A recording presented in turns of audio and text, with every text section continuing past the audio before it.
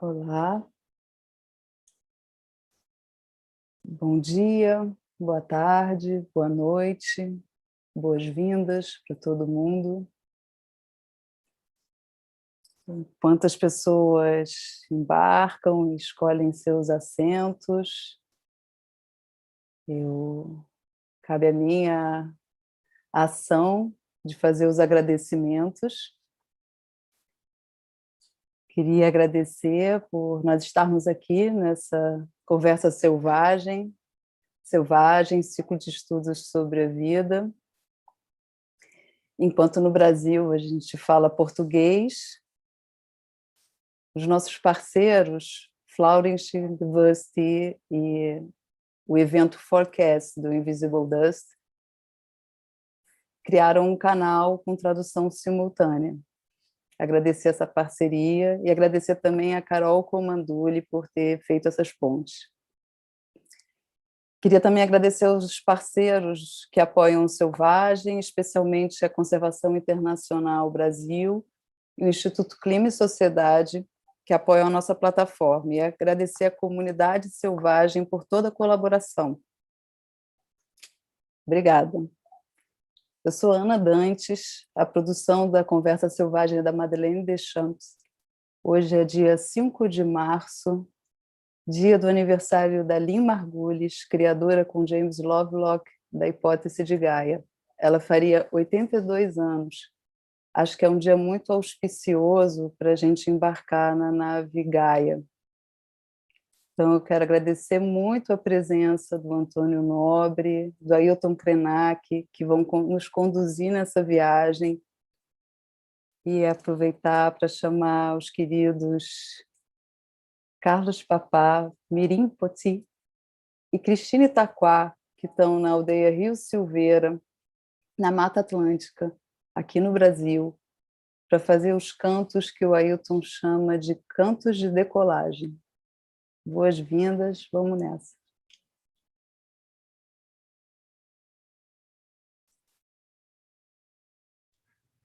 Cristina?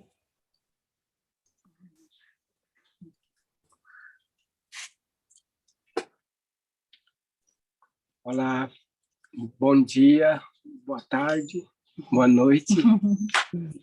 Eu vou fazer o canto de abertura com muita alegria.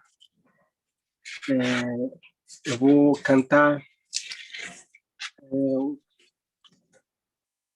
que nós cantamos todas as noites, agradecendo a nossa Mata Atlântica, que é Nyeru, na nossa língua, e que começa assim, com o canto Nyeru.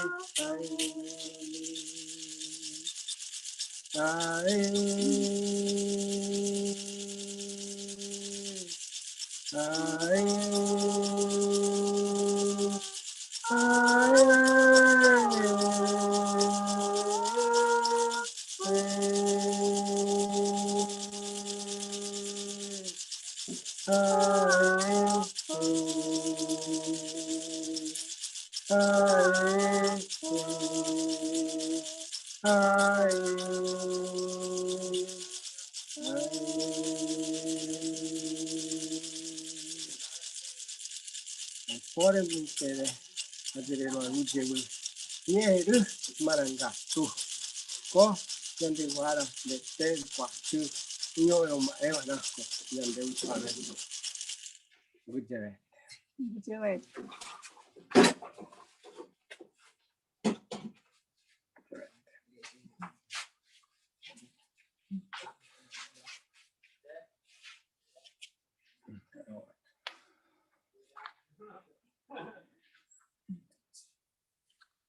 Obrigado a todos.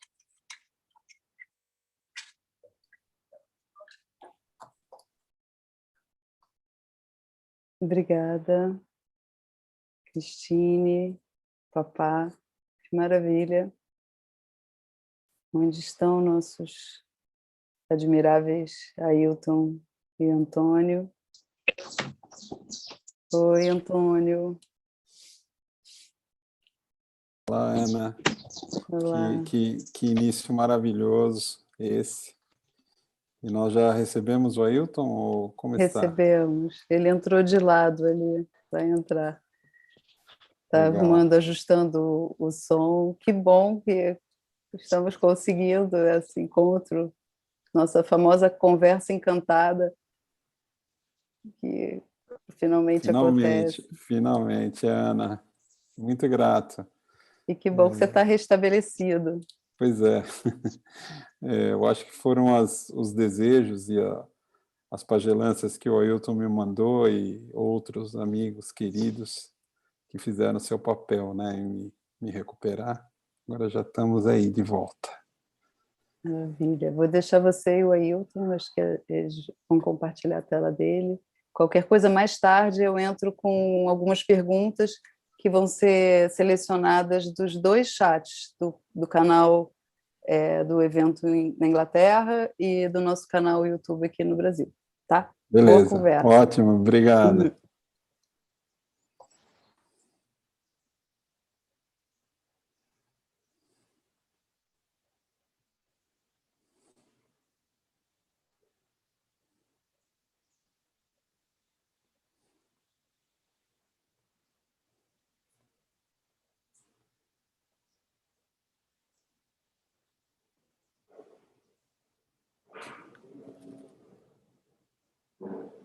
Ailton?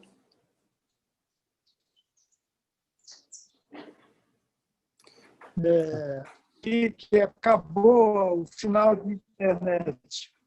Bom dia. Bom dia. Bom dia. Bom dia. Eu acho que estou com o meu microfone fechado.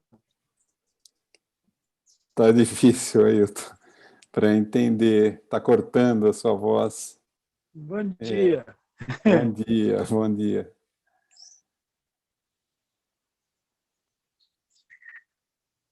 Eu creio que essa manhã agora eu fiquei sem sinal de internet aqui em casa.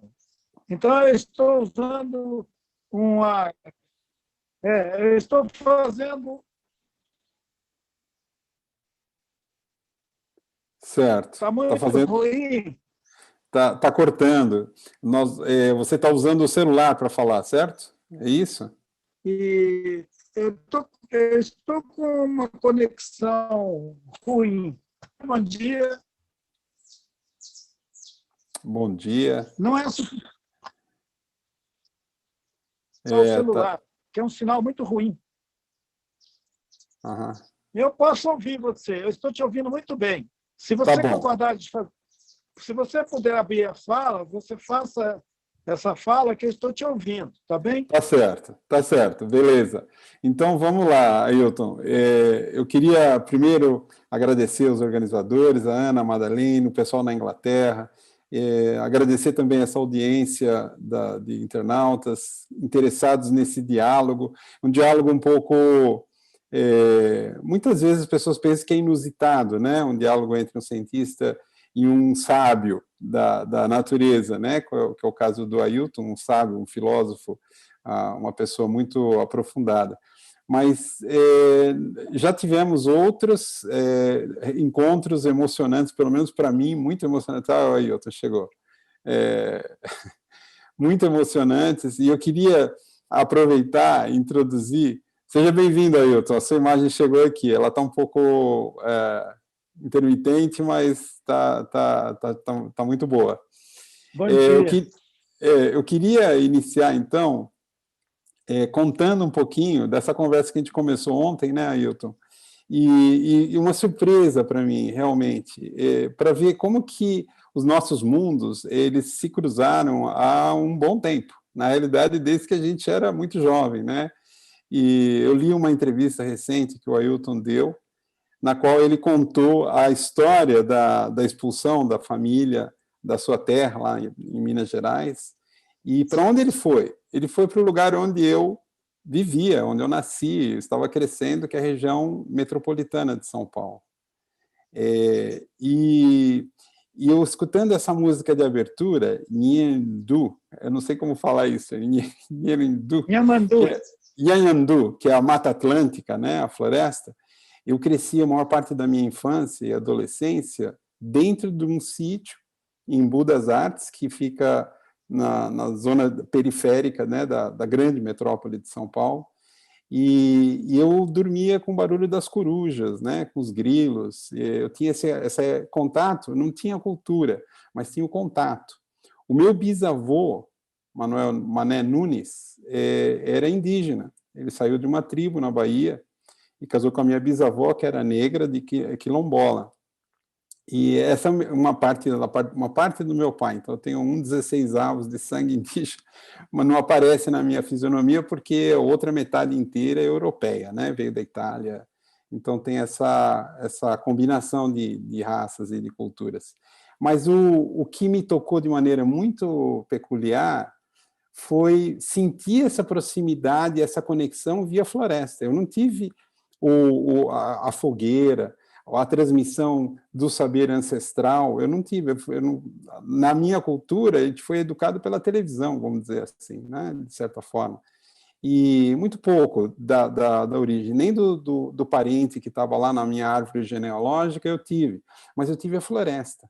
E essa inspiração da floresta, a mesma, que depois eu soube que o Ailton esteve frequentando ali as cercanias de Parelheiros, né, e o Pico de Jaraguá, que dava para ver do nosso sítio lá no Embu, dava para ver o Pico de Jaraguá. E os povos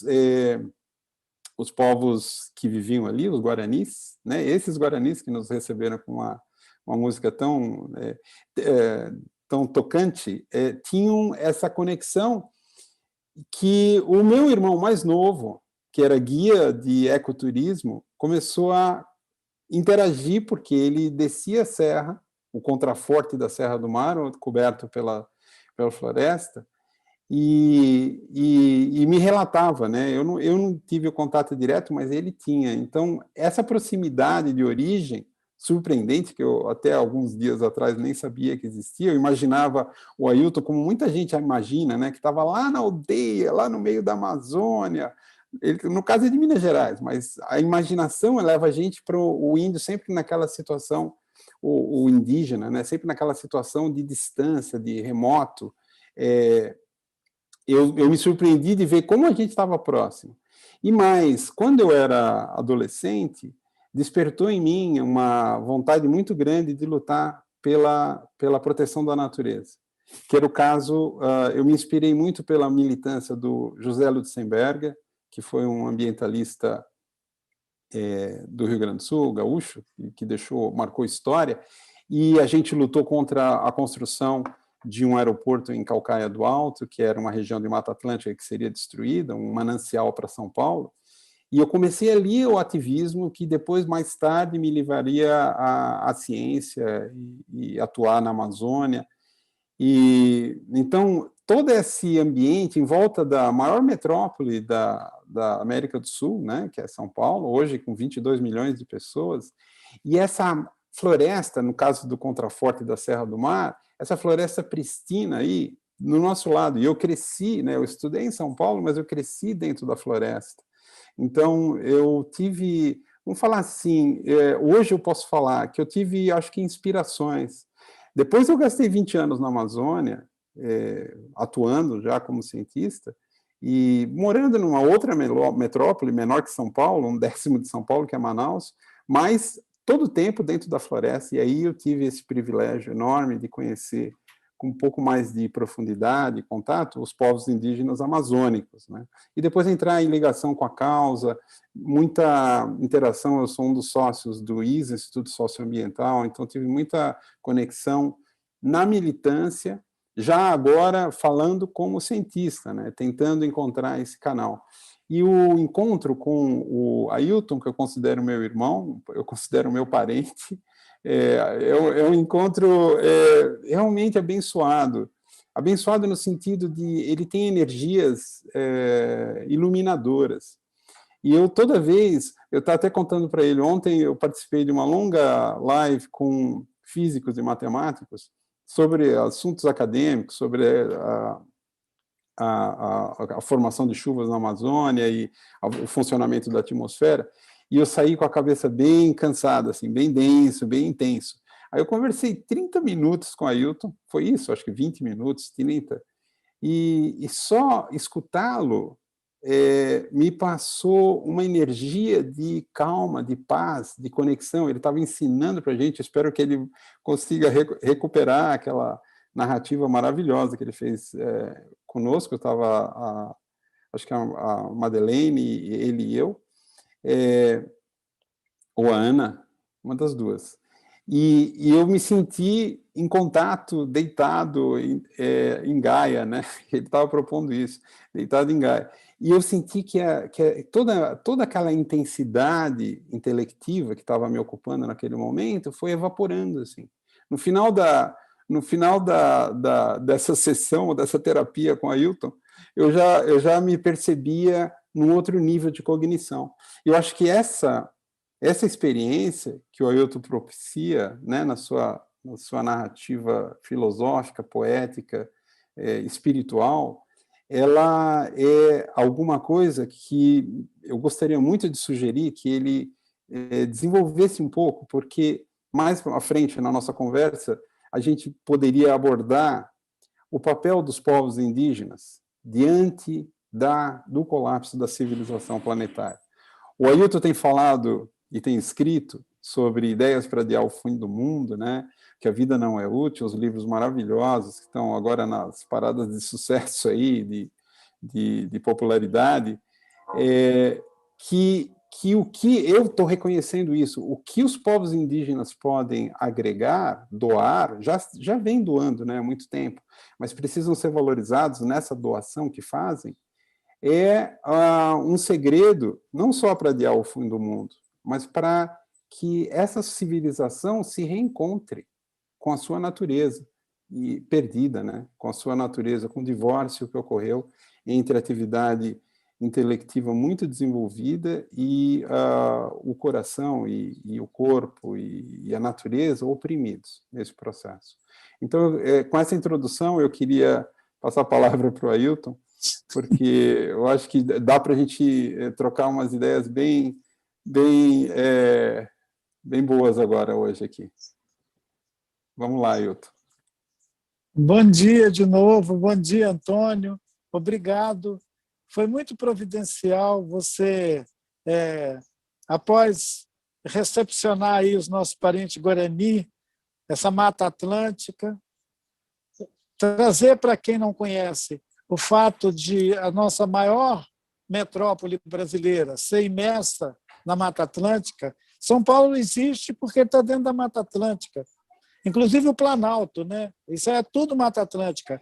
Aquela chuva maravilhosa, aquela umidade, a atmosfera agradável. Os paulistas antigos sabem que eles tinham neblina, eles tinham fog, eles tinham uma neblina. Ora, aonde foi parar aquela neblina? Aquela neblina foi embora quando tiraram a Mata Atlântica.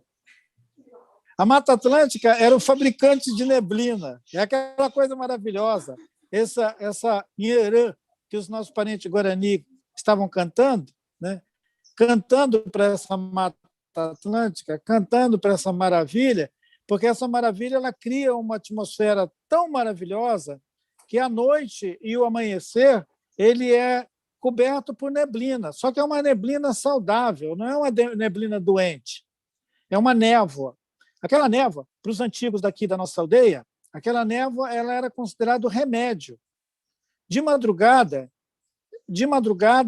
os pais colhiam aquela névoa numa vasilha pequena e davam depois aquela água da névoa para as crianças, porque eles consideravam que era uma vacina.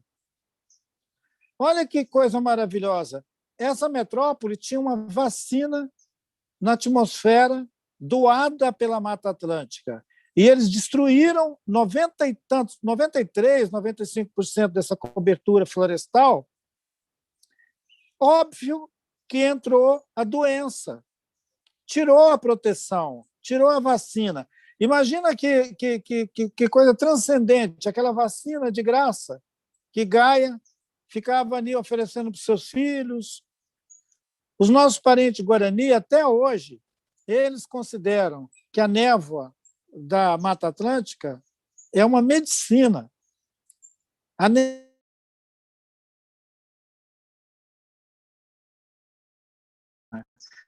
Então, esse entendimento maravilhoso que a medicina, ele também se relaciona com a Tília, já com gente no mundo inteiro, dos rios voadores.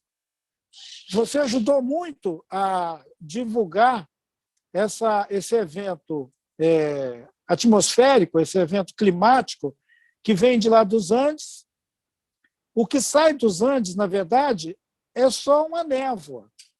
Quando aquela névoa encontra com o calor da floresta, aquilo ganha densidade e vem trazer chuva para o Sudeste, inclusive para os paulistas, que já jogaram a névoa da Mata Atlântica embora. Agora eles estão dependendo daquele rio voador trazer de longe para eles uma água. Se a gente não despertar para essas perdas, para essa erosão, vai chegar uma hora que não vai ter mais rio voador. O rio voador vai cair no meio do caminho, né? Ele vai cair no meio do caminho e não vai chegar onde as pessoas anseiam tanto por ele, esperam por ele com tanta expectativa.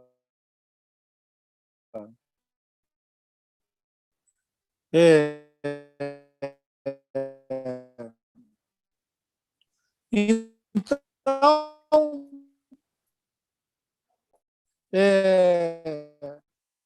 rios voadores, névoa, os rios voadores e a névoa sobre... Ailton, está cortando agora, Ailton. Você está escutando? Está me escutando ou não? A minha câmera fechou. Não, a câmera fechou, mas não, mas a voz está cortando também. Eu não sei se a minha câmera fechou voluntariamente, se me ajuda. Bom. Você me ouve agora, Antônio? Eu ouço cortando, ela está dando eco, cortando, está difícil de entender o que você está falando. Antônio. Oi. Acho que enquanto você está vai me ouvindo? Oi.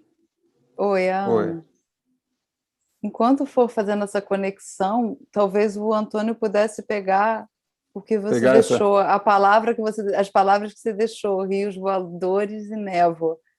E eu estou ouvindo você. Tá bom, então vou continuar aqui. Vou continuar, Ailton. Ailton, você me jogou a bola para mim fazer o gol aqui com a história da névoa, né? Quando eu era criança, de fato, São Paulo era a terra da garoa, ou da neblina, né? Era um local... na realidade, eu nasci muito próximo dessa região da Serra do Marco, chamada Santo André, que é uma parte do ABC paulista, e a gente não via o céu, né? Porque era o tempo todo névoa que vinha da Mata Atlântica. E depois, onde eu morei, a gente, no Embu, que é um pouquinho mais removido do contraforte da Serra do Mar, não era tanta assim a neblina, mas era muito confortável, como o Ailton falou, né? A floresta, a Mata Atlântica, ela nos dava esse conforto, né? E é muito curioso isso. Até agora, até escutar o Ailton falar sobre isso, eu não tinha feito essa ligação, que é um trabalho que eu viria a fazer muitos anos mais tarde, né? Décadas na realidade, sobre os rios voadores, for popularizar esse transporte de umidade, essa imaginação da floresta funcionando como uma bomba, né? Ela puxa a umidade do oceano para dentro do continente. Ela, na realidade, as árvores, quando está no meio do período seco, em muitas partes da Amazônia, algumas partes da Amazônia não tem período seco, né? Ela é úmida o tempo todo, mas quando está no meio do período seco, diferente do que seria de se esperar, diferente do que você vê num pote com uma planta, que se você não colocar água, ela murcha, as árvores na Amazônia, elas doam vapor, umidade para o ar durante o período seco. Elas fazem algo que é não intuitivo, porque você imagina que a planta vai fechar os estômatos, não vai transpirar durante a seca, porque ela poderia morrer, né, de seca. Mas existe ali, nesse doar-se, de colocar umidade no ar, existe um mecanismo fundamental na natureza, que é da generosidade, que é as árvores, fazendo isso, elas criam umidade suficiente na atmosfera para formar as nuvens. As nuvens, quando o vapor se condensa, abaixam a pressão sobre a Amazônia e produzem uma sucção. Essa sucção é o que forma os rios voadores, que forma esse fluxo do Oceano Atlântico para dentro do continente. Então, é uma coisa interessantíssima essa de a gente ver que na natureza opera o princípio da colaboração, opera o princípio da generosidade. Uma árvore, ela atua nesse princípio da absoluta generosidade, porque tudo que ela oferece são serviços para todos os outros seres, inclusive para as outras árvores, a jusante, né? No rio aéreo, quando o rio flui da Amazônia, faz esse percurso que o Ailton descreveu o Acre, onde o vento faz a curva, né? Ali próximo dos Andes, recebe esses ares frios que vêm dos Andes e aí produz essa corrente aérea, muitas vezes invisível, mas extremamente essencial para funcionar tudo que está rio abaixo, vamos falar assim, o rio abaixo aéreo, né? E a gente, é muito interessante, eu queria fazer essa comparação da minha origem europeia, porque na Europa tinha muita floresta, né, nos milênios antigos. E por alguma razão que não cabe para a gente... Oi? Alguém falou, alguém está com o microfone aberto aí. Por essa razão uma razão que não dá para a gente analisar aqui agora, os europeus, principalmente do Oeste, eles desmataram ao longo dos séculos, sem pagar o preço de ter desmatado. E hoje a gente descobriu que as florestas da Rússia, da Sibéria, elas têm um papel importantíssimo no rios voadores da Eurásia, que promoviam a umidificação dessa região toda da Europa do Leste, do Oeste e Central. O que está acontecendo agora? A Rússia, em 2017, foi o país que mais desmatou no mundo. Estão cortando florestas na Rússia para os chineses fazerem papelão e fazerem embalagem de produtos de consumo. E a região, o clima da Europa está mudando. Só que lá atrás, 500 anos atrás, quando os europeus vieram para cá, eles tinham desmatado as suas terras de origem sem pagar o preço do que o desmatamento implica, que é a desertificação, a aridificação, a desertificação. Aí eles chegaram aqui na América do Sul e uma parte deles, importante, chegou na porção leste da América do Sul, onde estava essa floresta maravilhosa, a Mata Atlântica, 1,5 milhão de quilômetros quadrados de Mata Atlântica, e saiu cortando tudo, né? Foi uma devastação, como o Ailton falou, eu diria mais de 97% da Mata Atlântica desapareceu. E logo no começo tinha o pau-brasil, que foi levado para fazer tintura, né, na Europa, desmataram tudo. Né? Dali vem o nome desse país também, né? Brasil, que vinha da cantoria dos indígenas para o espírito da floresta. E os portugueses captaram isso e depois virou o nosso nome, o nome do país. Então tem uma relação aí muito importante. Aí o que aconteceu? Desmatamos, perdemos essa neblina, esse conforto local, mas não pagamos o preço, assim como os europeus do Oeste, não pagamos o preço que teríamos pago se não tivesse a Amazônia. No caso da Europa foi a Rússia, né? A Rússia, as florestas russas, que começaram a ser desmatadas mais intensamente e recentemente. E no nosso caso aqui da América do Sul foi a Amazônia. A Amazônia proveu a costa úmida, ou costa quente, que a gente fala, uma expressão, figura de linguagem em português, é costa quente, é quando você tem alguém que protege você, um padrinho, né? um protetor. A floresta amazônica, com os rios voadores, era o padrinho, que impediu a região leste da América do Sul, toda destroçada, de virar um deserto, de virar uma zona árida. Olha só essa coincidência infeliz, né? Na realidade é uma coincidência infeliz. Por quê? Porque hoje você vai na fronteira agrícola da Amazônia e você encontra pessoas de olhos azuis lá, de cabelo loiro, que vieram do sul do Brasil, do Rio Grande do Sul, do Santa Catarina, do Paraná e de outros locais, mas principalmente teve esse movimento, eram europeus. Né? Maior parte, uma grande parte, eu diria assim, a maior parte, eram europeus. Eles vieram com essa cultura, com esse meme mental, de que pode desmatar que não tem consequência.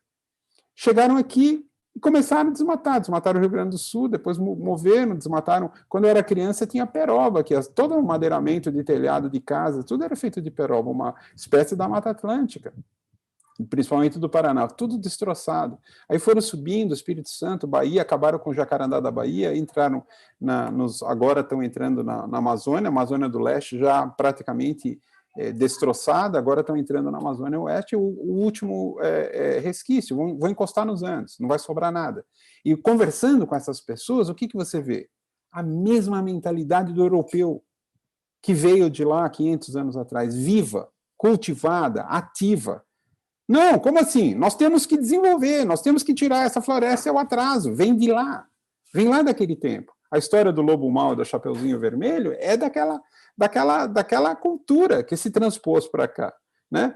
O lobo mau, porque nas florestas da Europa tinham alcateias de lobos e crianças pequenas podiam efetivamente, eventualmente, serem atacadas, né, por lobos.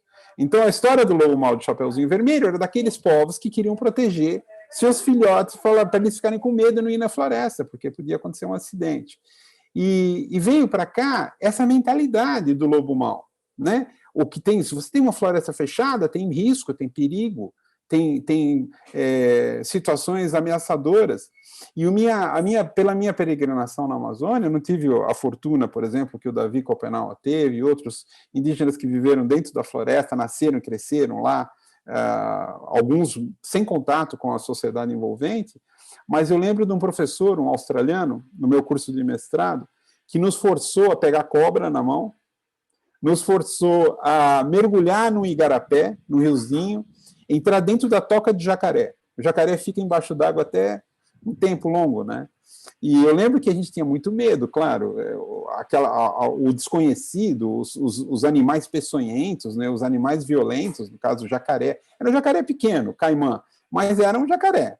E eu lembro que quando eu passei por essa experiência, eu entrei nessa toca e estava com uma lanterna subaquática e olhei e não vi nada. Aí eu voltei e falei, Bill Magnusson, professor lá do INPA, de Manaus, australiano, que estuda jacarés. Falei, não tem nada. Ele falou, você está com medo, tem que ir até o fundo da toca. Aí eu falei, poxa, acho que essa não é uma experiência muito saudável, né? Aí fui de novo e passei o facho e, de repente, as duas como se diz, pérolas laranjas, assim, o reflexo da luz é laranja, e a boca do jacaré estava quase encostando na minha bochecha, assim, e o bicho quieto, acho que ele estava mais assustado que eu, né? E depois que o professor foi explicar que embaixo d'água ele não abre a boca. Se ele está próximo da superfície, ele abre, mas se ele chega a ficar 5 horas sem respirar, é um animal de sangue frio, né? Não é como os outros. Aí eu saí, e essas experiências, depois de dormir na floresta, fazer acampamento nos estudos, né? E a gente fazia aqueles acampamentos temporários, 1 dia, 2 dias, punha rede, e de noite escutava os bichos passando, paca, cotia, mas anta também, animal grande, e até onça. E aí, todas como se diz, todas as histórias que contam, né? A história da cobra grande, a história de que a onça ela fica, você tem que se cobrir na rede para ela não ver onde está seu pescoço, porque se ela ver onde está seu pescoço, é lá que ela vai atacar, para você não gritar, né? A onça tem toda uma estratégia. Muitas histórias. Depois nadar nos rios tem piranha. Piranha é um animal que tem uma fama não muito boa, né? E ao longo dos anos eu fui percebendo que muito dessas histórias e crendices não eram dos indígenas, eram dos caboclos. Tem muita coisa de caboclo, muita coisa de pessoas que se agregaram, que chegaram na Amazônia muito tempo depois dos originais, né, milhares de anos atrás. E depois, a partir da interação com os povos que cresceram na floresta, eu comecei a perceber que eu já nadei no rio que tinha muitas piranhas. Eu via as piranhas passar assim perto da minha cara e não me atacavam. Eu já encontrei uma vez uma onça. Ela coçou assim com a pata traseira, coçou a barriga assim, meio sem graça. Sabe, o cachorro faz isso, né? Coça com a pata traseira. Aí ela olhou assim, virou e foi embora. E eu virei e fui embora para o outro lado. E a gente precisa também respeitar, né? O oponente, no caso. Mas eu tinha vontade de abraçar uma onça, né? Eu sei que elas não têm um bafo muito bom, mas eu comecei a sentir esse amor de imersão. Eu estava na floresta, eu andava de sandália, porque eu aprendi com esse professor, o Bill Magnusson, que você quer sentir o toque. Quando você ama alguma coisa, quando você ama uma pessoa e você interage com ela amorosamente, você não ama de roupa, né? Você tira a roupa para sentir o toque, sentir o contato. E esse ensinamento desse professor, eu lembro que e não era um indígena, né? Era um australiano, que tinha uma paixão, um amor muito grande pela floresta. E eu comecei a perceber, eu desenvolvi um senso que não é muito comum. Eu ando numa trilha e eu tenho um alerta se tem algum animal que é peçonhento. Então, por exemplo, estou andando aqui numa trilha, parece que toca uma buzina dentro da minha cabeça, eu paro.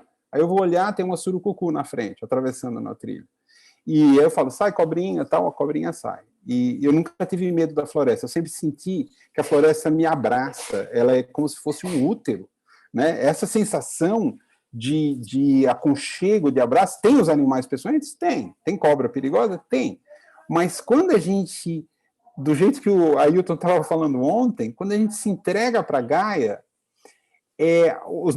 a nossa parte sensorial ela se desenvolve ao ponto de a gente começar a ter essa capacidade que não me foi dada na educação. Nem tive a oportunidade de desenvolver ela na infância, na primeira infância, como muitos indígenas têm, né? Que é uma familiaridade, você está lá crescendo no meio daquele meio. Ninguém te falando que tem o lobo mau, ninguém falando que a floresta é ameaçadora e perigosa. Sim, você tem que tomar cuidados, e alguns cuidados são automáticos, fazem parte do metabolismo, né, da sua interação com a floresta. Então, eu queria encerrar aqui essa primeira introdução, porque eu acho que dá pano para manga, né, Ailton? De a gente conversar isso, mas um amadurecimento tardio, né, de alguém que não teve a educação indígena, mas que teve a oportunidade de, em contato com os indígenas, absorver isso e me sentir essa sensação eu queria poder compartilhar isso com todas as pessoas, inclusive com os fazendeiros que estão lá com medo do lobo mau, né? Deles poderem ter essa experiência, essa vivência de interação com a grande floresta e com as sabedorias ancestrais ali. Maravilha! Que bom! Comovente ouvir o Antônio nos lembrar que essa experiência, que a cultura foi instituindo para as pessoas em diferentes lugares do mundo, né? A cultura, essa coisa de gerações e gerações ouvindo e construindo uma narrativa sobre a relação desses corpos humanos com a natureza, seja esse da floresta, a própria ideia de que existem animais que são nossos inimigos, é uma construção cultural, são as culturas de diferentes povos que vão de geração a geração, né? E foi muito bom lembrar que em várias regiões do planeta, em diferentes continentes, a mudança que nós causamos na superfície do corpo de Gaia, né, na pele de Gaia, tirando as florestas, ela é um evento profundamente marcado pela cultura, pela memória, a memória, inclusive, milenar, né? Talvez 2.000, 3.000 anos de cultura, de alerta cultural de que nós precisamos nos proteger em relação à Terra. Esse dano que a experiência cultural foi calcando nas nossas diferentes culturas, ele precisa ser reconhecido. A gente precisa reconhecer ele. Não só saber que ele aconteceu, mas reconhecer atuando interno ao ambiente da cultura de maneira crítica, não dando continuidade a isso, não passando isso para os nossos filhos, não reproduzindo isso na nossa relação uns com os outros, e lembrando que esse organismo maravilhoso de Gaia, ele tem se restaurado em diferentes períodos da história dos danos que nós causamos a esse organismo. Essa lembrança do amor incondicional de Gaia por nós, né, suas, digamos, partes, suas constituições, porque nós não estamos fora, nós estamos dentro. Essa experiência maravilhosa de um organismo que se auto-regenera, né? A compreensão, por exemplo, da ideia dos regenerantes de Gaia, né?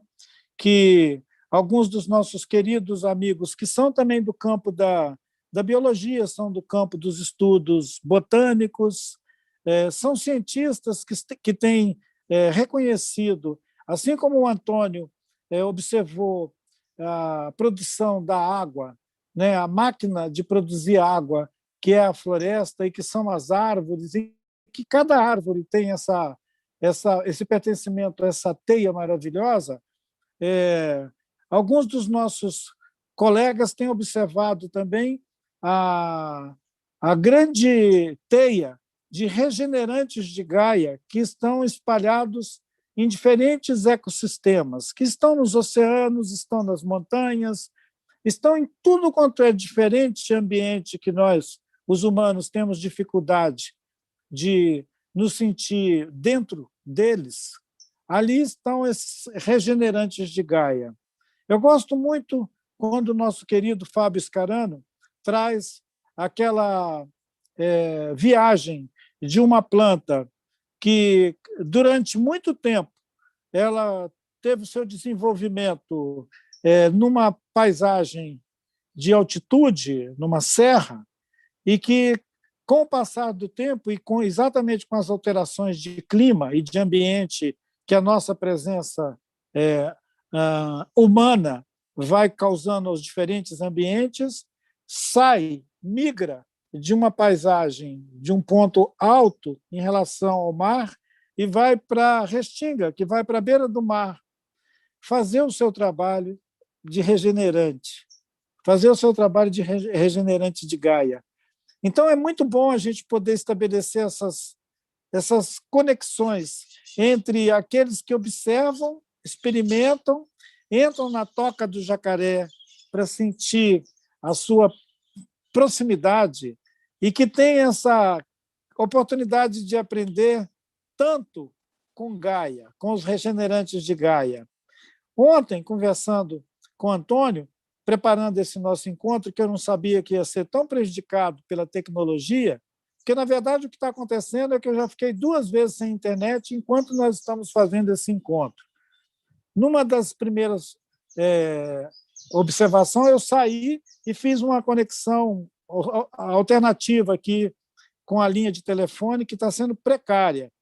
Depois retornou de novo à internet. Então, essa experiência ela está aqui alternando nossa conversa, mas a minha lembrança do nosso encontro ontem, que foi muito favorável, a gente estava exatamente celebrando essa possibilidade do organismo, que nós pertencemos a esse organismo, nós não estamos fora dele, mas como a mente, e é muito interessante, como a mente consegue produzir não só narrativas que nos afastam dessa ontologia de um organismo vivo, resiliente, produtor de vida o tempo inteiro, autorregenerante, mas a mente também ela ainda faz uma outra operação, que é aquela operação de nos pôr distante da Terra. Imprimir a ideia de que, se houve um tempo que nós podíamos estar misturados com a Terra, essa experiência passou em relação ao distanciamento cultural, à própria ciência que nos alertou sobre a existência de micróbios, de vírus, a possibilidade do contato com algum ambiente da Terra, trazer contágio para esse corpo humano, né, que é realmente uma coisa que só a cabeça pode produzir, porque a Terra ela é saúde para esse corpo. Esse corpo é poro do organismo de Terra. Então, esse organismo Terra somos nós mesmos. Nós não vamos nos adoecer com ele, nós vamos nos regenerar com ele.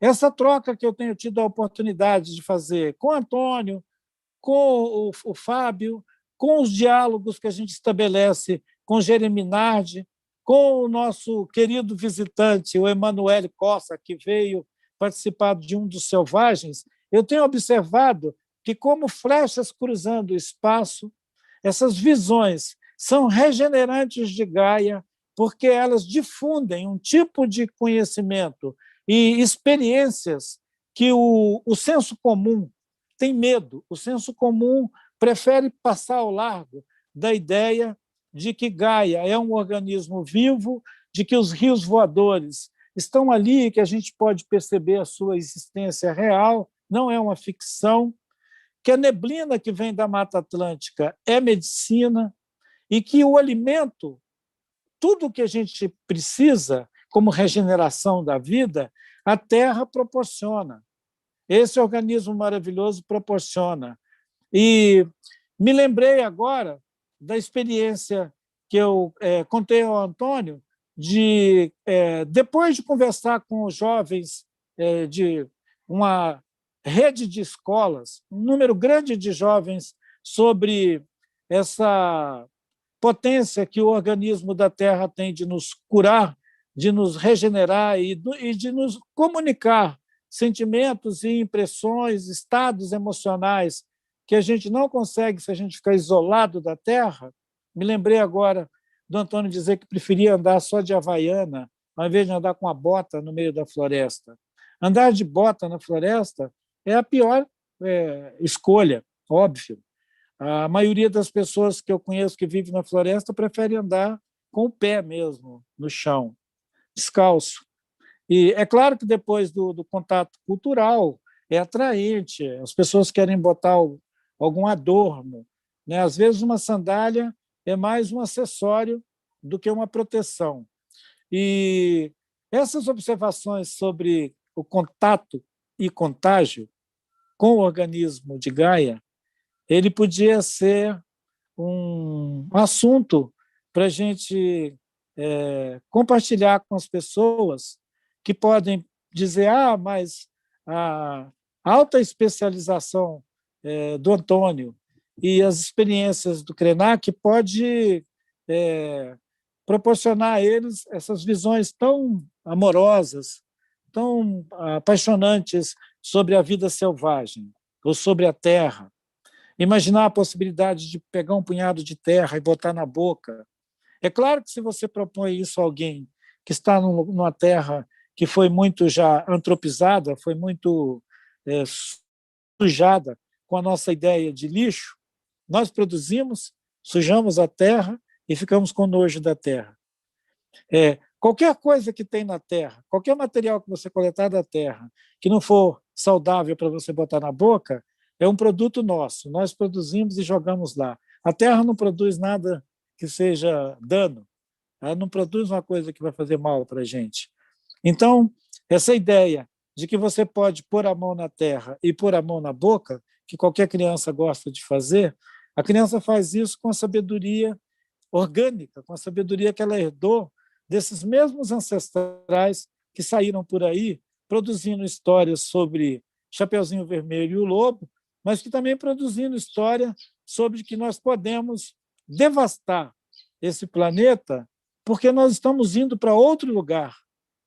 A semana passada, eu fiquei impressionado quando eu escutei a oferta de um milionário japonês, um chinês, acho que era um bilionário, um magnata chinês, que estaria associado com esse projeto de instalar em Marte um spa.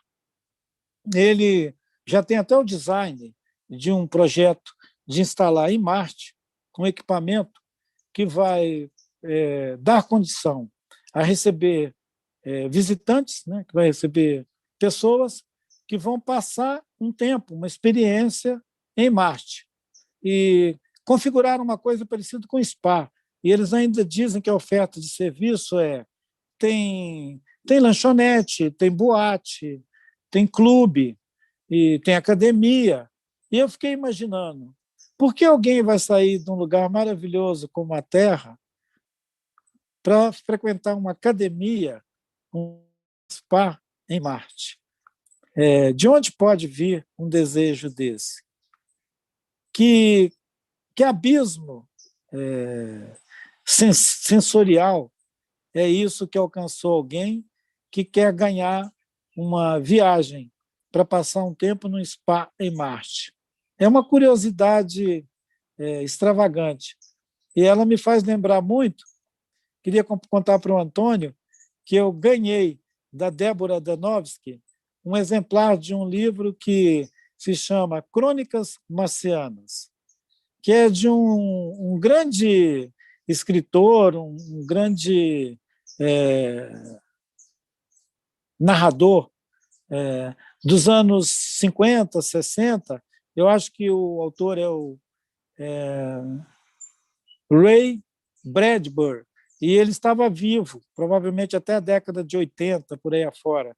Mas ele viveu todo aquele período Flash Gordon, né? Aquela ideia de viagens espaciais, que influenciou muito a cultura global, mas que, principalmente nos Estados Unidos, ainda é um verdadeiro delírio a ideia de ocupar outros planetas. E Crônicas Marcianas tem várias histórias que acontecem lá, em Marte. E são todas apavorantes. Elas são para lá de filmes de terror. Então, eu não sei por que tem gente que quer sair desse paraíso terrestre para ir fazer uma experiência em Marte, onde, ao longo dessa pandemia toda, o mundo tem feito muito investimento, esquecendo que essa terra maravilhosa, ela nos deu tudo o que a gente precisou para existir até agora, no século XXI. E até na parte da nossa história de humanos que nós não somos capazes de reportar, porque a gente ainda não tem informações que permitissem a gente narrar uma história talvez de 10 mil, 20 mil anos atrás com alguma fidelidade, mas a prova é que nós estamos aqui. E Gaia nos embalou, nos botou para dormir, nos despertou de manhã, em muitas ocasiões com o céu esplêndido, maravilhoso, em alguns lugares com as ondas do mar, com os oceanos, em outros lugares com a névoa, com o gelo, criando esses ambientes terrestres que são indescritíveis, de uma beleza tão grande que só isso já deveria despertar em nós isso que você chama de amor incondicional, e que eu acho que para a mente, né, para a mente objetiva, para a mente materialista, exageradamente materialista, entender que nós podemos experimentar um sentimento de amor incondicional a Gaia e a tudo que existe no seu organismo, é uma poesia que não cabe numa equação, mas é maravilhoso conviver, compartilhar o mundo, compartilhar a ideia com cientistas que sabem que a vida ela nos surpreende sempre. E mesmo que a gente se dissocie dessa experiência ancestral de celebrar a vida aqui na Terra, o organismo de Gaia ele é autorregenerativo e ele vai nos dar a função de regenerante também. É uma ideia que me ocorre como uma alegria muito grande, a de saber que, mesmo que a gente queira dar no pé daqui, esse organismo de Gaia tem tanta compaixão que ele é capaz de nos fazer voltar para casa e cumprir a sua função regenerativa também dos outros seres, porque nós somos um mínimo, né? Nós somos uma espécie no meio de talvez bilhões de espécies que constituem esse organismo de Gaia. Eu fico maravilhado quando eu penso na infindável potência de produzir vida que esse planeta Terra, que os nossos parentes chamam de Pachamama, que em algumas línguas ela é chamada de Gaia, mas que já foi chamada em muitos outros nomes por outros povos e outras culturas. Nós estamos vivendo a experiência das mudanças climáticas e vivendo a experiência da pandemia, dois eventos que, cruzando, pode nos obrigar a fazer essa declinação, entender que os humanos precisam baixar a bola e ouvir a polifonia que são as vozes de Gaia, né? Eu fico muito feliz de ter uma interlocução com alguém que está o tempo inteiro atento para a possibilidade de o coração e a mente estarem alerta. Ontem eu fiquei muito feliz quando você me disse, eu fico mobilizado por essa potência de Gaia. Alguém pode achar que eu estou perdendo a minha conexão crítica, né, o pensamento científico, mas as duas linhas atuam em harmonia, o coração e a capacidade do intelecto, a capacidade de pensar. O que nós devemos evitar é exatamente de ser só uma cabeça, sem coração. Um amigo viajando comigo uma época, uma ocasião, a gente estava hospedado no mesmo recinto, à noite ele tinha o costume de fazer a devoção dele botando a cabeça no chão. E ele me disse, tem um provérbio que diz que a nossa mente, a nossa cabeça só fica no nível ou abaixo do coração quando nós fazemos essa oração. Quando a gente põe a cabeça no chão, ela fica ou no mesmo nível ou um pouquinho abaixo do coração. E o coração pode ficar acima da mente. Eu achei essa imagem maravilhosa e queria compartilhar com vocês. Experimenta de vez em quando deixar o seu coração ficar acima da sua mente. Fantástico, fantástico. Ailton, você já falou tanto que eu acho que tem pouco para agregar. Eu estava planejando aqui falar sobre isso, mas você se antecipou e com essa recomendação de oração, né? do colocar-se numa posição que já nos aproxima da Terra, né? Efetivamente, a sede do intelecto é a parte mais distante da Terra quando a gente está em cima. né? Aqui em cima, é longe. Deveria ser próxima dessa inspiração que vem do alto, né? E como se fosse uma antena, né? Captando.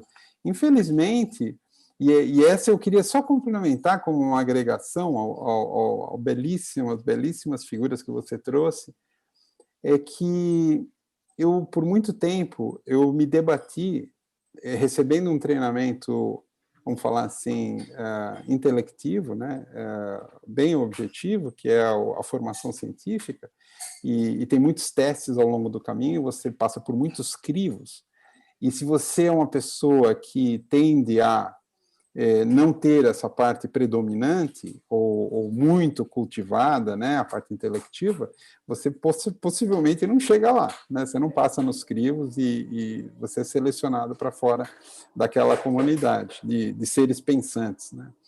E eu, me debatendo com a origem, com essa conexão com Gaia de criança, né, com a Mata Atlântica, e vendo aquele modo estéril, um pouco emocional, né? Muito racional, muito cartesiano de ver o mundo, eu percebi essa desconexão. E eu comecei a pesquisar. O que aconteceu? Por que a ciência tende a ser, não é sempre, mas tende a ser materialista, tende a ser reducionista? E a história está aí. E voltando na história, eu descobri dois fatos muito relevantes. O primeiro dele, que eu chamo que a ciência e a tecnologia é a filha bastarda da Inquisição. Então, 500 anos atrás, porque não surgiu de amor, né? Não foi amor que gerou a ciência e a tecnologia. Não. Foi uma indignidade de quem dominava o campo, chamado campo da espiritualidade, que eram as religiões, no caso a Igreja Católica, tinha essa e eu não diria nem Igreja Católica, eu diria Império Romano, né? Porque desde o ano 300 que o Constantino criou a Igreja Católica Apostólica Romana e se afastou muito. Hoje falam latim ainda no Vaticano, né? Então o Império Romano continuou, né?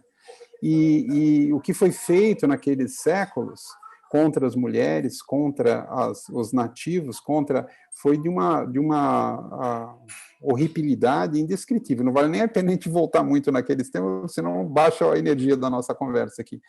Mas aquilo levou almas livres, de livre pensar, a se rebelar. Surgiu o Renascimento, e com o Renascimento surgiu a Revolução Científica e Tecnológica. A gente pode buscar figuras icônicas como Francis Bacon e o Descartes depois, e depois todos que vieram nos séculos subsequentes, o Iluminismo, né, que trouxe essa racionalidade estrita para o seu florescimento. Ou, vamos falar assim, uma explosão supernova.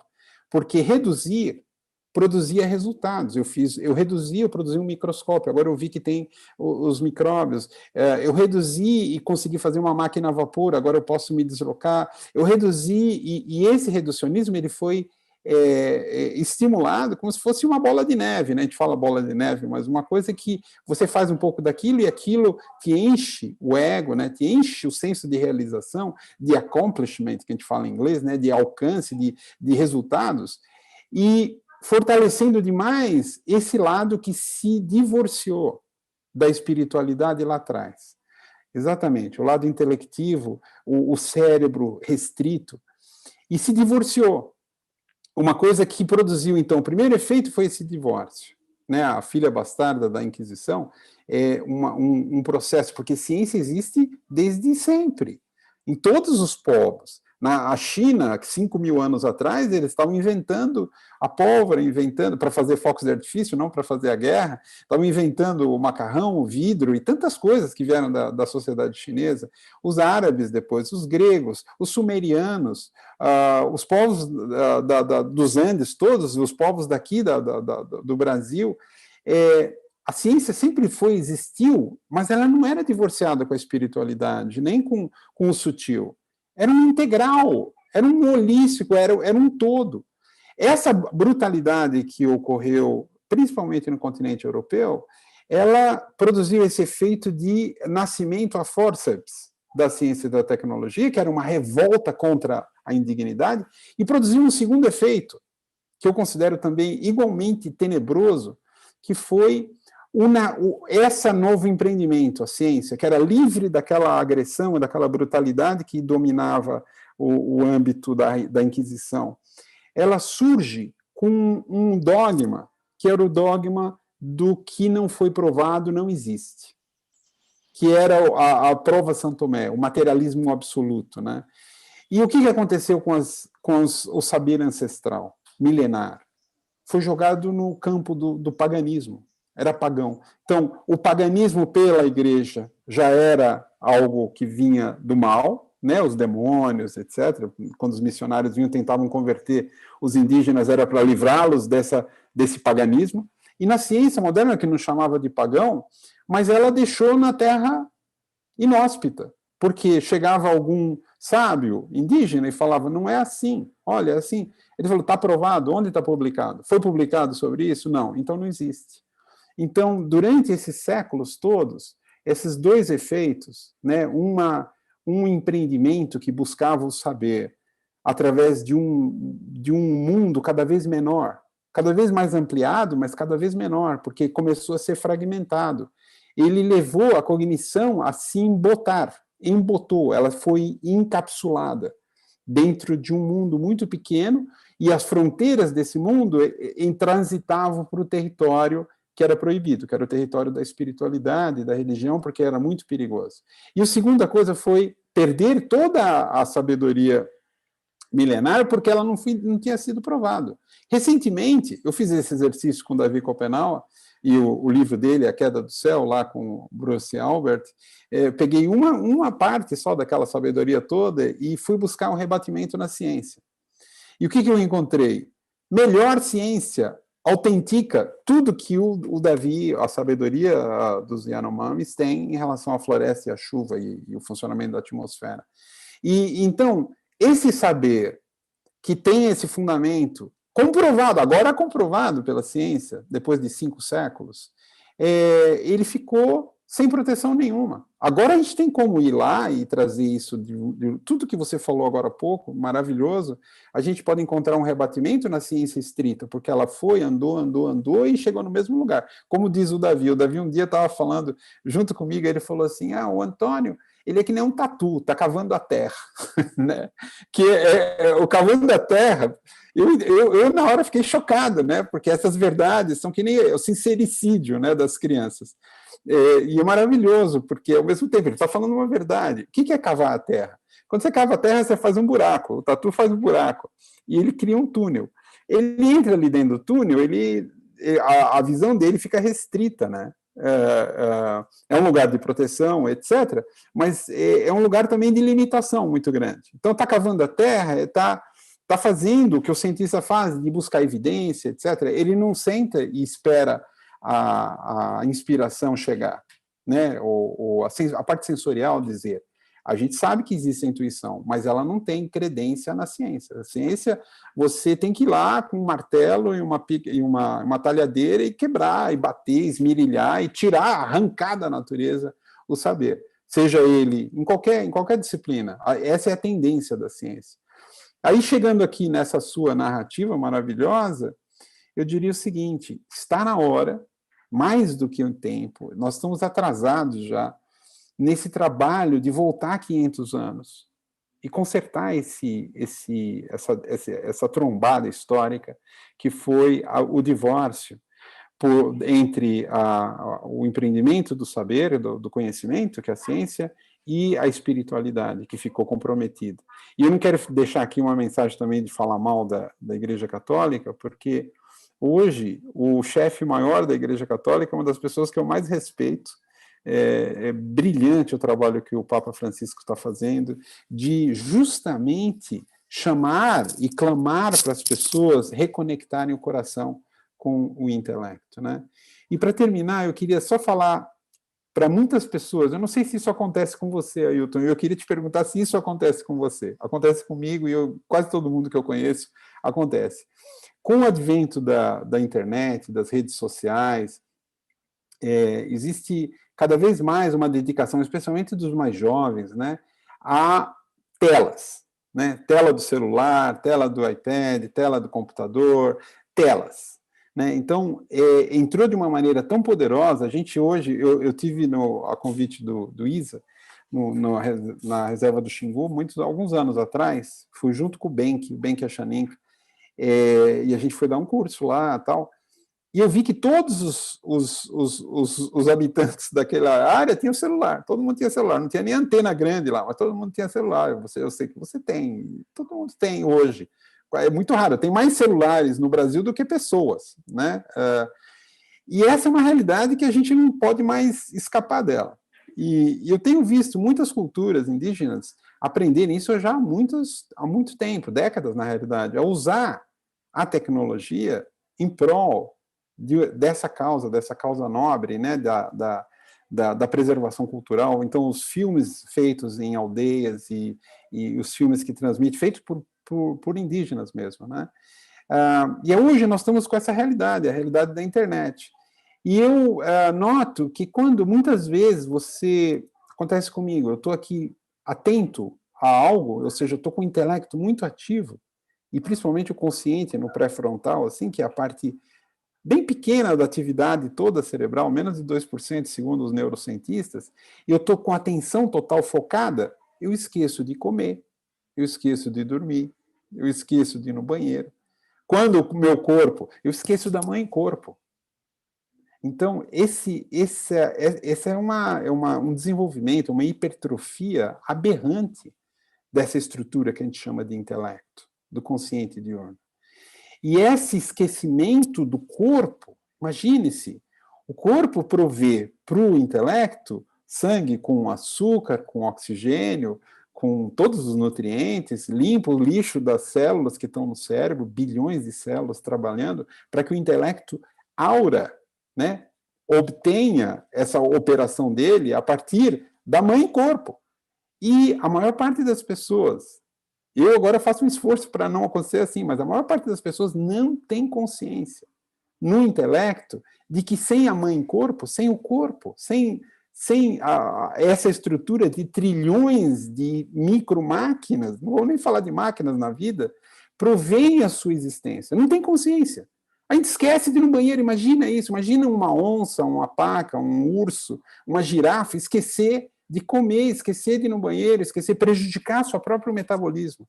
E eu fiz essa comparação entre essa desconexão do cérebro, do intelecto, né? Nem do cérebro. O cérebro tem outras estruturas que têm a conexão com o corpo, como o cérebro direito, a parte lúdica, a parte narrativa, o cérebro sensorial, os impulsos, todo esse é parte do cérebro também tem. Mas o intelecto, essa estrutura que faz pensamento abstrato, que é chamado de objetivo, ela é desconectada.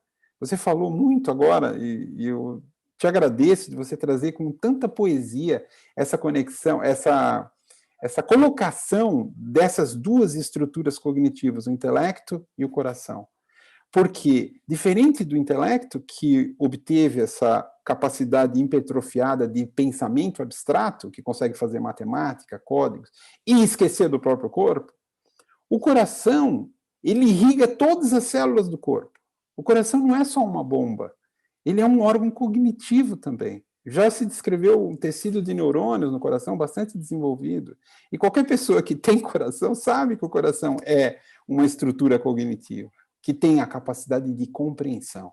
E diferente do intelecto, que funciona como uma faca que corta a realidade em fatias, em pedaços, o coração une.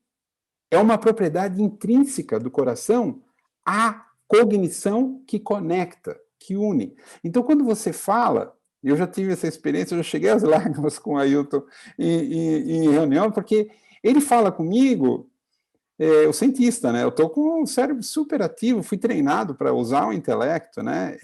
Ele fala comigo e o intelecto começa a ficar impaciente, porque ele fala lento, ele tem toda essa transmissão, mas daqui a pouquinho desligou meu intelecto, ou pelo menos desligou essa hiperatividade. E o que vem? Vem um calor no meu peito.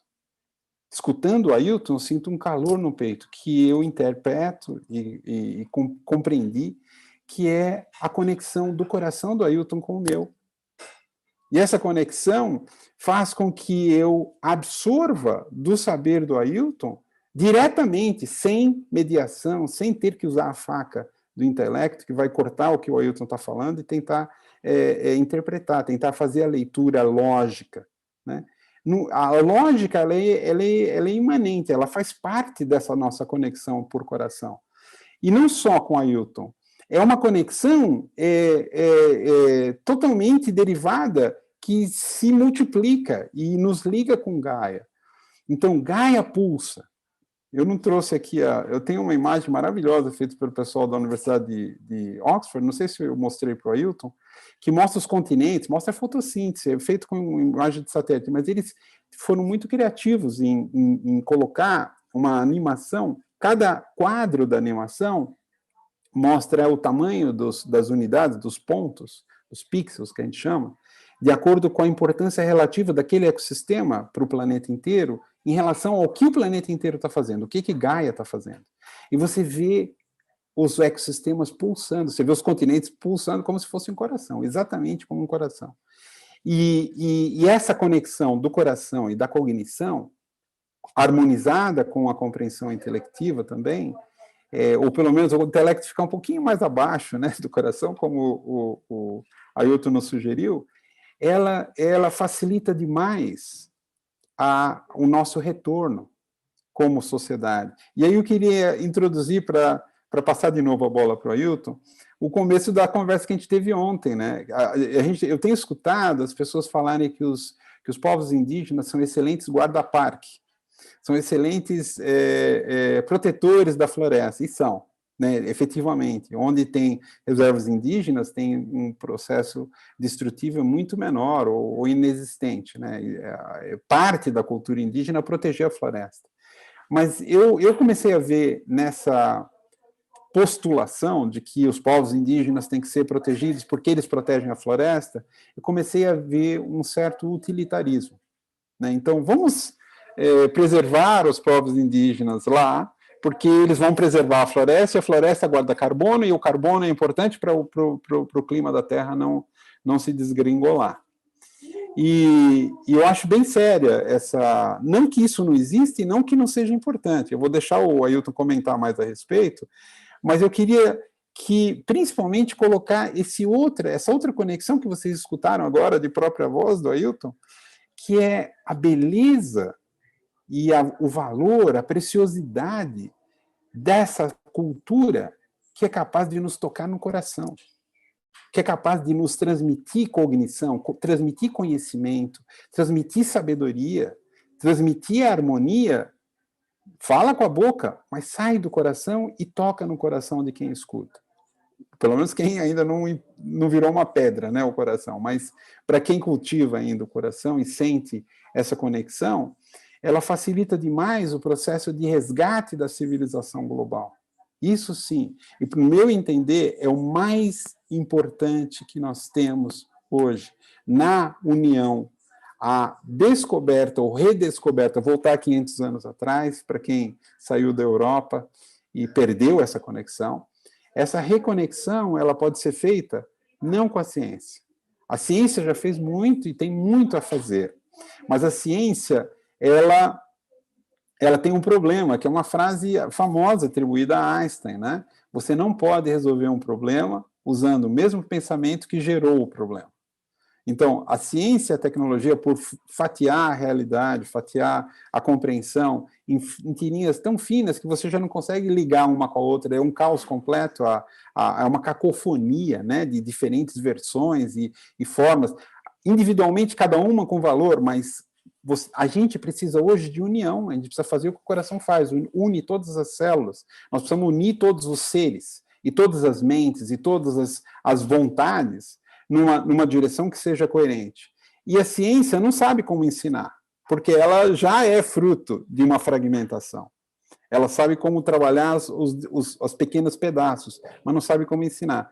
E os povos indígenas, pelo menos essa tem sido minha inspiração, vocês escutaram aqui o Ailton falar agora há pouco, transmitindo dessa forma, e agora eu passo a palavra para ele, para dar um arremate nessa história, porque eu acho que é uma história que vale a pena todos nós embarcarmos nela com muito coração, né? Com muita emoção e com muito coração. Ailton.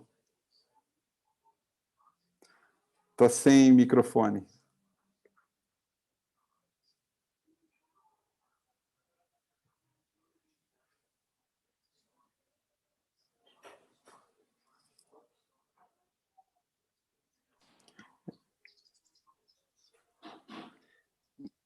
Que ótimo nos lembrar dos guarda-parque.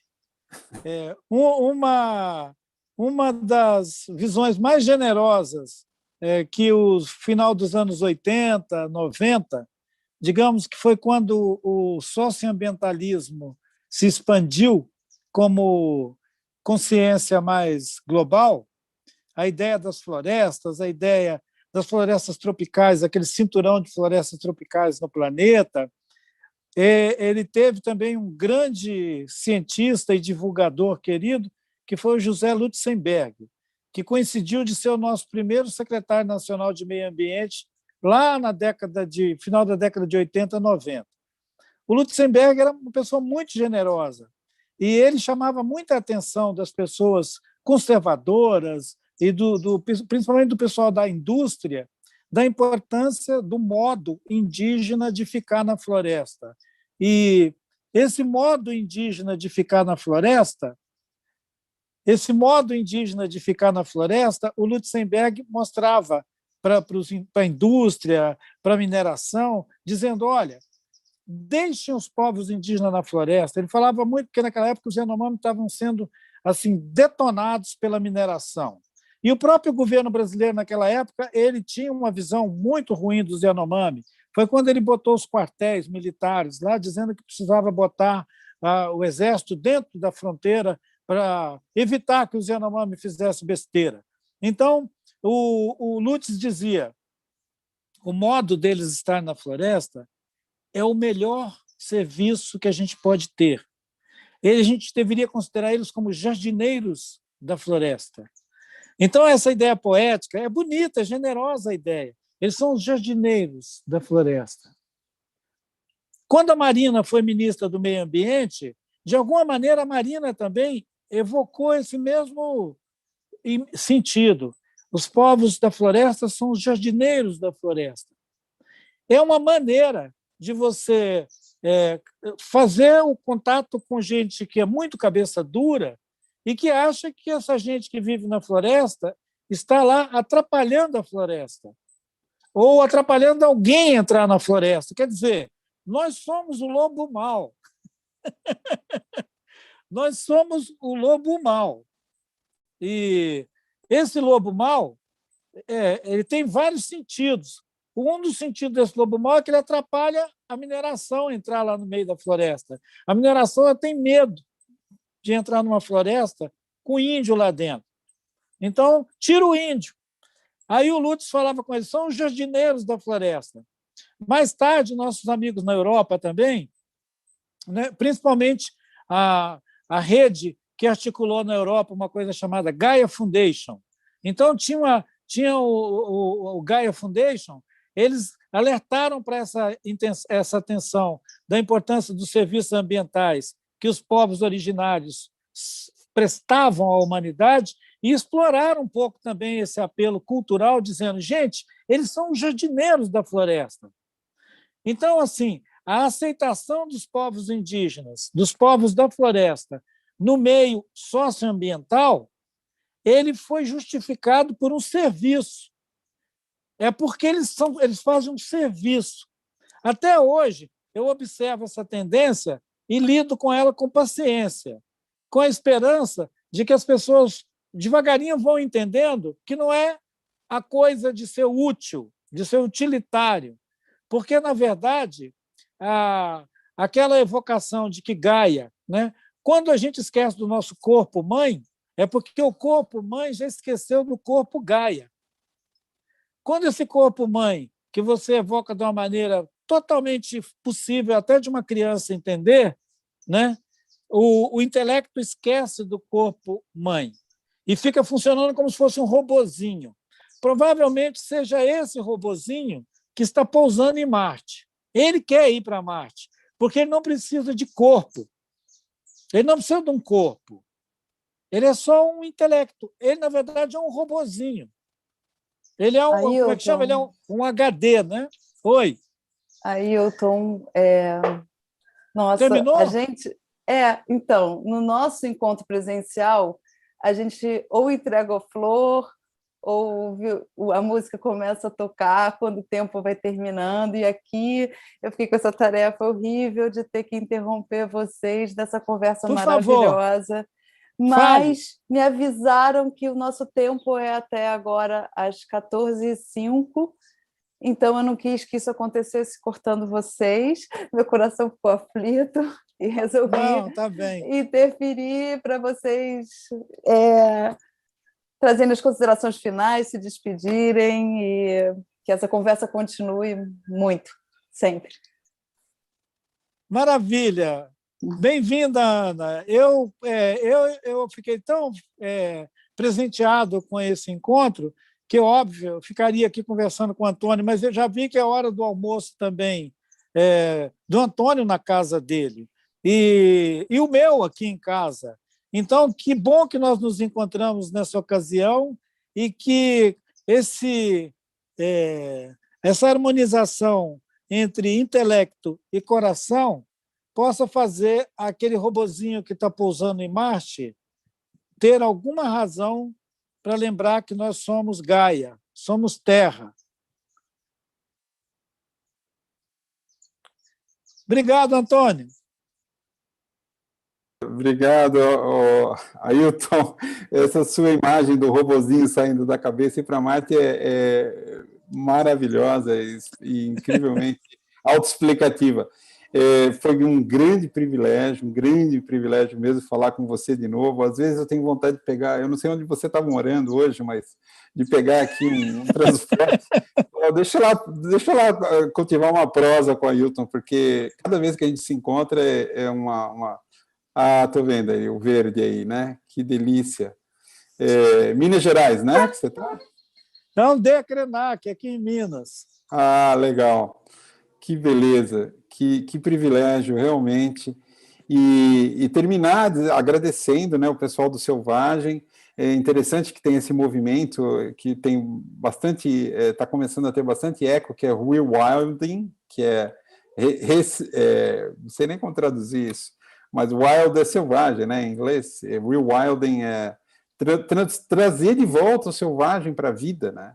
E esses inícios de conversa, que isso que o Ailton tem falado, de a gente trabalhar nessa harmonização, acender uma fogueira, estou vendo uma fogueira aí que foi acendida, a gente ficar em volta dela, deixar a nossa natureza de Gaia, que ainda existe no corpo de cada pessoa, em cada semente tem essa natureza, deixar ela ressurgir, né? Você viu que acharam um sarcófago no Egito com 3.000 anos de idade, tinha sementes dentro, eles botaram lá para germinar e germinou, inclusive de uma palmeira lá que não existe mais, a espécie já estava extinta, 3.000 anos. Essa potência de Gaia existe dentro de nós e a gente pode redespertá-la.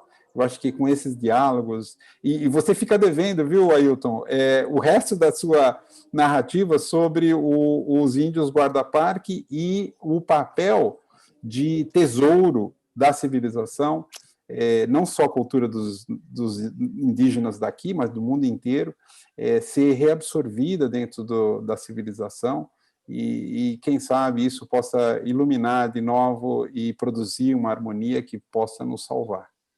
Muito obrigado.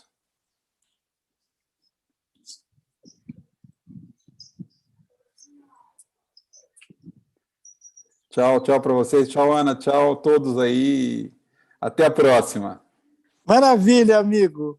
Bom dia. Maravilha. Bom dia. Um abraço. Sinta-se abraçado.